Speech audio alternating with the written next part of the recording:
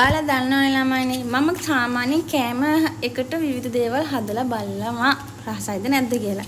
මම දැන් චොකලට් වටලපමුත් හැදුවානේ. මේ සැරේ මම ෆෘට් වටලපම් හැදුවා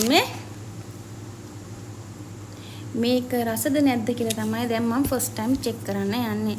ඔයාලට දෙන්න කලින් මං කාලා බලන්න එපා.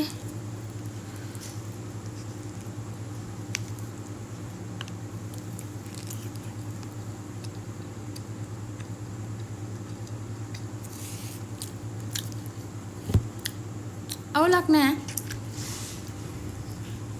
ආමීගු.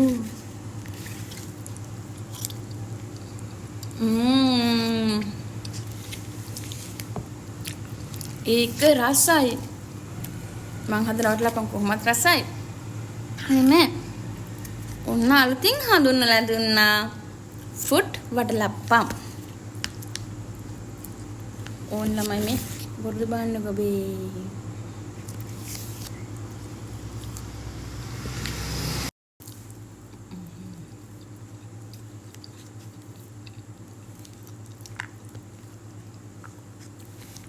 නේ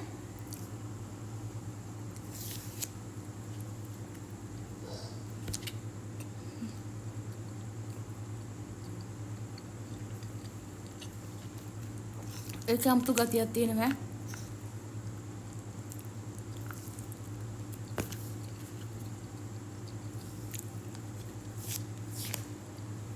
මොකද පේනවද මේ පළතුරු කෑලි?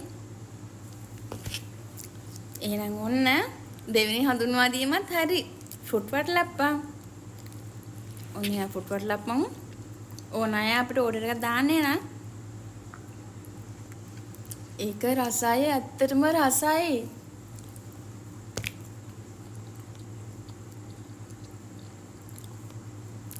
අර වටලප්පමත් එක්ක අර මේ පළතුරු කෑලි හැපෙනකොට මාර රහයියා.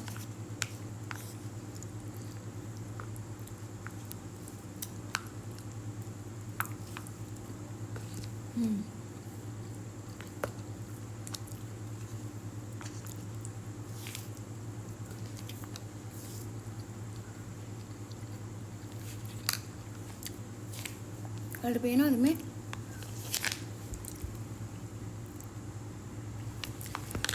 එහෙනම් ෆෘට් වටලපම් ඕන කට්ටියත් අපිට දැන් ගන්න පුළුවන්. ඔන්න අපෙන් caramel pudding, chocolate biscuit chocolate pudding, watalappam, chocolate watalappam, fruit watalappam ගන්නත් පුළුවන්.